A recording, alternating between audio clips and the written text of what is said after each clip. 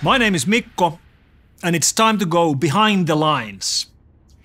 You see, in our line of business, we have to understand who we are fighting against, because we have a real enemy.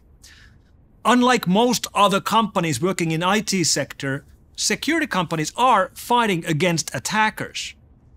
And when we look at the hundreds of thousands of samples we analyze every day at F-Secure Labs, we estimate that 98% of the samples we see are coming from organized online crime gangs.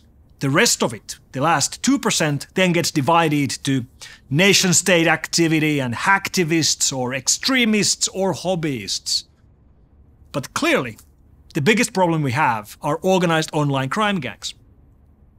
Now, for years and years, we've been investigating these gangs and trying to understand better who they are, where do they come from, and we've worked with law enforcement to try to bring them down. And around 5 years ago, I invented a new term: cybercrime unicorns. Yes, cybercrime unicorns. And here, unicorns is a reference to technology companies valued at over $1 billion. Private technology companies valued at over $1 billion. And 5 years ago, I started thinking if we one day might see cybercrime unicorns, organized online crime gangs, which would be so wealthy we should be considering them to be unicorns. So we did a white paper about this, we even did this cartoon about the idea, and 5 years ago we weren't sure if this would actually going to become a real thing or not. And now, in 2021, it is a real thing. Cybercrime unicorns are real. Cybercrime unicorns are with us today. And there's two reasons why they are real. Reason number one, the amount of money being made by cybercrime gangs has been going through the roof.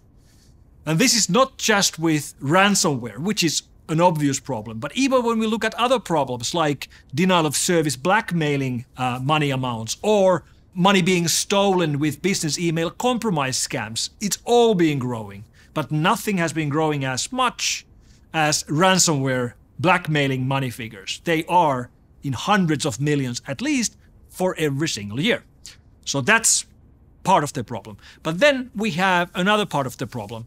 And the other part of the problem looks like this. Bitcoin. Cybercrime criminals don't like to keep their wealth in real-world currencies like dollars or euros or rubles. No, they prefer virtual currencies and cryptocurrencies like Bitcoin. 5 years ago, we knew of several cybercrime gangs which were controlling $10 million or 10 million euros worth of wealth. Not billionaires, but holding 10 million in their wealth.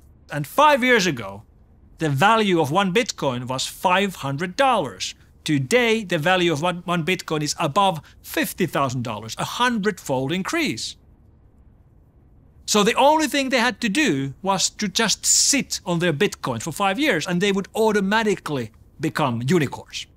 This is one of the reasons why we have unicorns amongst us today. And this changes everything. Our enemies are becoming more and more powerful. They can now afford to do attacks that they could not afford to do before, including buying zero-day exploits. Exploits are expensive, but there's a very real market in the dark web where you can buy and sell vulnerabilities and exploits targeting those vulnerabilities. Clearly, cybercrime unicorns can afford to purchase those and use them in their attacks. They can also use their wealth to run their operations in a more professional manner, and we already see organized cybercrime gangs becoming more and more like real-world, traditional organized crime gangs. They have more and more real structure. We see them hiring people. We see them hiring lawyers. We see them hiring support personnel. We see them running professional data centers. And we see them competing for skill set with professional legal entities. Now, how does that work? Well, it's not just a question that, they would offer double or triple the salary for cybersecurity experts that come to the dark side. Instead, we are seeing more clever attacks, like this one right here. This is the website for Bastion Secure, a security company specializing in penetration testing, hiring penetration testers and offering remote positions, and the salaries are very nice. The only problem here is that Bastion Secure doesn't exist. This is a fake company run by the Fin7 cybercrime gang, using it to lure security professionals to come and work for them without realizing that they're actually working for the enemy. These people are hired to do penetration tests against companies which have not ordered penetration tests. And when we look at the future, well, it's quite clear that they could be starting to compete for skills in the most problematic areas, including artificial intelligence and machine learning. It's very hard to find security experts nowadays. It's even harder to find AI experts, and the hardest hire, at least for us right now, is artificial intelligence and machine learning experts who understand cybersecurity. And since these are hard to find, so far it seems that the criminals haven't found them either. But as they are becoming wealthier and wealthier, we will, in the near future, start to see attacks which are coming from our enemy and are using machine learning and artificial intelligence in the attacks. We haven't seen this yet, but we will see it soon. I'm guessing we'll see it within the next 12 to 24 months. If I'm right, remember I said it first. If I'm wrong, never mind. So, is it all bad news? Is it all dark and grim? Well, no, it's not. First of all, we always have to remember that we only see the failures. The headlines speak about doom and gloom and yet another data breach, yet another data leak, yet another ransomware case, because they only speak about the failures. When we succeed in preventing a breach or leak or ransomware outbreak, that means nothing happens. That means no news. And there's plenty of these stories where companies have succeeded in keeping the attackers out, but nobody knows about them. And even better news is that we are right now in unicorn hunting season. Yes, unicorn hunting season. Over the last 2 months, we've seen more arrests targeting organized online crime gangs than ever before.